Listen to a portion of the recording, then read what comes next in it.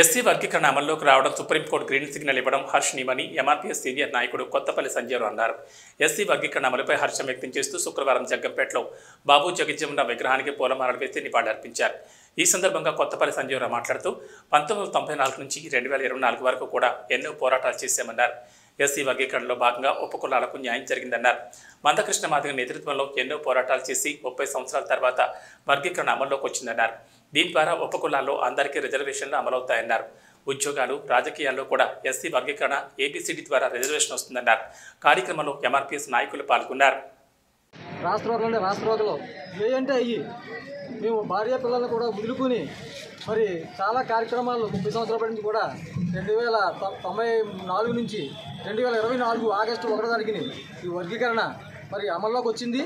మరి గతంలో 2004లో కూడా వర్గీకరణ ఫలాలు మరి మేము కష్టపడినందుకు మరి ఆనాడు మరి 20,000 మందికి ఉద్యోగాలు రావడం కూడా జరిగింది.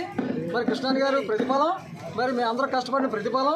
మరి ఇక్కడ చాలామంది సీనియర్ నాయకులు కూడా మరి వాళ్ళు కూడా భార్య పిల్లలను కూడా వదులుకుని ఈ యొక్క వర్గీకరణ గురించి ఏబిసిడి వర్గీకరణ అంటే మరి ఏ అంటే రెల్లి క్యాస్టో, బి అంటే మాదిగ, సి అంటే మాల, డి అంటే ఆది ఆంధ్రులు, ఇలాగా 59 కులాలకు కూడా సరియైన ఉద్యోగాలు రాజకీయంలో కూడా మరి రావాలనే ఉద్దేశంతో మందకృష్ణ మాదిగ గారు ఒక కంకణం కట్టుకుని వారి యొక్క మరి సాధక బాధలన్నీ కూడా వదులుకొని ఎక్కడైతే నా జాతి ప్రజలు ఉన్నారో అందరికీ కూడా నేను మొబైల్ చేసి మొత్తం అందరికీ పంపించాలనే ఉద్దేశంతో మందకృష్ణ మాదిగ గారు ఏళ్ళకు కూడా వదలకుండా మరి వర్గీకరణ సాధించాం.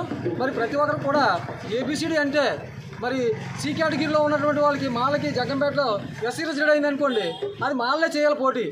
అదే బి కేటగిరీ ఉందనుకోండి, బి కేటగిరీలో మాదిగా పోటీ చేయాలి.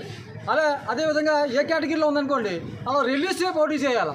అదే డి కేటగిరీ ఉందనుకోండి అది మాటిట్లు కానీ లంబాడీలు కానీ వాళ్ళు పోటీ చేయాలి.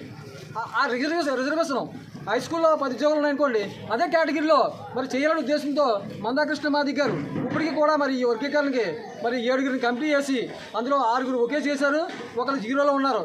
మరి ఇవాళ కూడా మన సుప్రీంకోర్టు మరి దీన్ని నిన్న గ్రీన్ సిగ్నల్ ఇవ్వడం, గ్రీన్ సిగ్నల్ ఇచ్చిన తర్వాత మన రాష్ట్ర గవర్నమెంట్, కేంద్ర గవర్నమెంట్ కూడా చేయవలసిన బాధ్యత చంద్రబాబు నాయుడు గారి మీద ఉంది, మన మోడీ గారి మీద కూడా ఉంది. అది కూడా నెరవేరుస్తుందని చెప్పేసి కూడా నేను ఆశిస్తూ ప్రతి ఒక్క మాదిగలు కూడా మన పిల్లల్ని బాగా చదివించుకున్నట్లయితే ఈ వర్గీకరణ ఫలాలన్నీ కూడా మన పిల్లలందరూ కూడా బాగుంటాయని చెప్పేసి ఈ సభాపూర్వకంగా మరి అవకాశం ఇచ్చినటువంటి పెద్దలందరూ కూడా నా హృదయపూర్వక నమస్కారాలు.